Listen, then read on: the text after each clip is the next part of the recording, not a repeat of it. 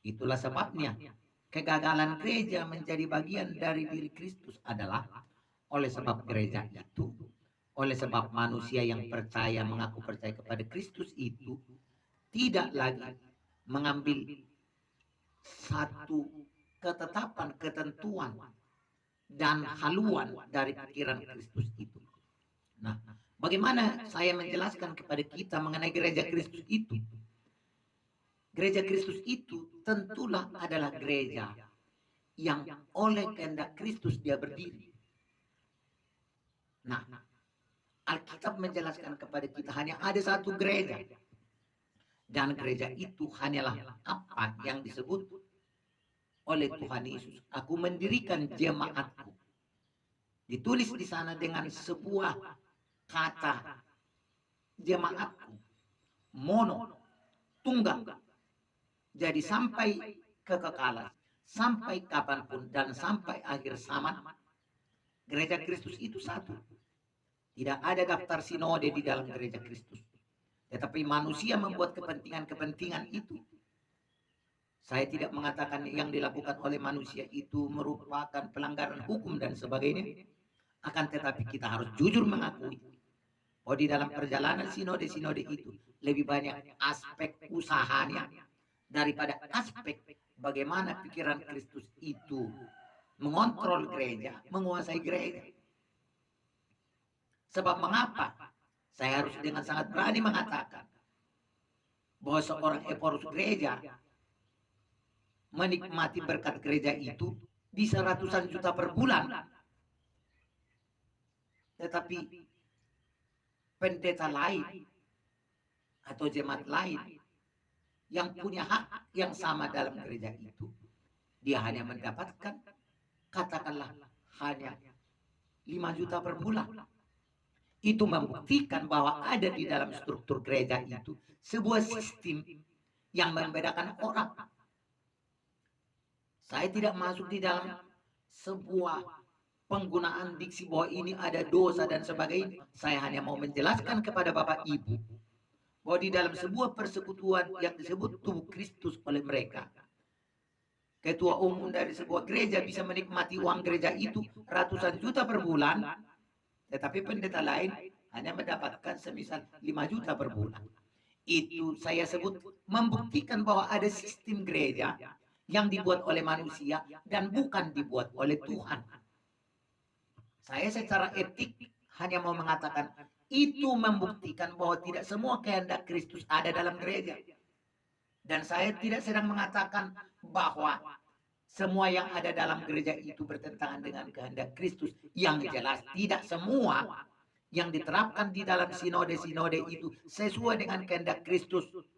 Entah itu dibuka dengan sebuah doa, dibuka dengan rapat, dibuka dengan deklarasi bahwa rapat ini dipimpin oleh Roh Kudus dan sebagainya, sesuai firman Tuhan dan sebagainya di dalam klaim-klaim itu.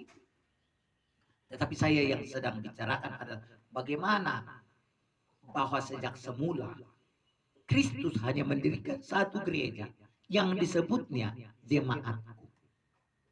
Apa dasar yang mengawali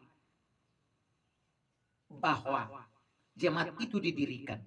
Setelah Yesus berkata, engkau adalah Mesias, anak Allah yang hidup. Artinya, saudara-saudaraku, Yesus adalah tampilan yang utuh dari Allah itu sendiri. Dan seluruh pikirannya adalah pikiran daripada Allah Yehova itu. Seluruh yang tertuang di dalam diri Kristus yang ada pada Kristus adalah apa yang terdapat pada Juru Selamat itu, pada Elohim itu, pada Adonai itu. Kita tidak melihat Allah, tidak mengenal Allah. Manusia tidak pernah mendengarkan Allah kecuali suara malaikat-malaikat dalam bentuk api, dalam bentuk nubuatan, di dalam bentuk mimpi. Tetapi yang seutuhnya tampilan dari kehendak Allah adalah Yesus Kristus. Itulah sebabnya Yesus berkata di dalam Yohanes 14 ayat 7 sampai 11 itu. Di sana Yesus mengatakan bahwa jikalau kamu telah melihat aku, kamu telah melihat Bapa. Artinya seluruh yang bisa mengerti tentang Allah, seluruh hal yang kita mau mengerti tentang Bapa, tentang Allah itu, cukup dengan kita mendengar, melihat, dan apa yang ada pada pikiran Kristus itu. Maka bisa kita simpulkan yang dimaksud oleh Yesus mendirikan jemaatku adalah sebuah penjelasan bahwa jemaat Allah itu, jemaat Adonai itu, jemaat Allah Israel itu adalah jemaat yang ada pada pikiran Kristus. Nah, waktu kita melihat turunan dari ayat itu pada kelanjutannya, turunannya ada pada tampilan gereja-gereja kisah para rasul itu. Bagaimana mereka membaptis, siapa yang mereka dibaptis, siapa yang layak dibaptis. Semuanya ada di dalam perjalanan gereja itu, dan itu sakral. Tetapi dunia teologi memperdebatkan itu di dalam pikiran-pikiran debat kusir manusia itu. Dan selalu terus berputar di situ dengan kebanggaan-kebanggaan sejarah mereka di dalam kegelapan gereja. Tetapi sesungguhnya hanya ada satu gereja yang diinisiatori oleh yang disebut Roh Kudus akan memimpin kamu ke dalam seluruh kebenaran. Kalau kita melihat perjalanan gereja kisah para rasul itu, seluruh sampai pertambahan sidang jemaat itu oleh hasil dari pekerjaan Roh Kudus. Seluruh sistem persembahan di sana merupakan sistem dari inspirasi Roh Kudus. Bahkan ada orang yang terhukum di sana dengan tidak memberikan persembahan oleh karena tidak mendengar Roh Kudus. Itu berarti bahwa seluruh gereja yang benar hanyalah gereja yang menyesuaikan dirinya dengan sistem gereja pada kisah para rasul itu. Karena itu sakral. Mengikuti atau tidak mengikuti gereja kisah para rasul itu adalah soal neraka dan sorga. Mengikuti atau tidak mengikuti gereja kisah para rasul itu adalah soal sesat dan tidak sesat. Di luar gereja yang Yesus dirikan, maka gereja itu dipastikan sesat. Meskipun secara hukum, secara etika, secara oikumene, secara HAM, dan secara sosial. Tidak kita tuduh-tuduh sinode A, sinode B sudah sesat. Tetapi dari antara itu tentu ada. Dan saya harus berterus terang soal itu. Dan saya bisa perdebatkan itu secara alkitabiah. Memang kalau kita berkeras hati tentang gereja yang benar, semua sistem teologi yang dibangun itu memang sudah kukus secara aset, secara jumlah orang. Karena apa?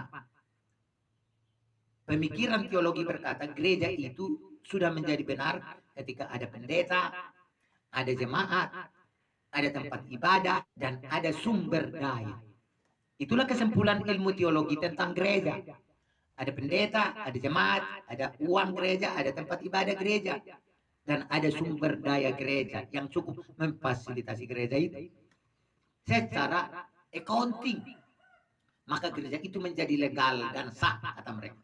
Tetapi saya melihat di dalam Alkitab, sepanjang perjanjian baru itu, sepanjang kisah para rasul itu, wah, sangat berbeda.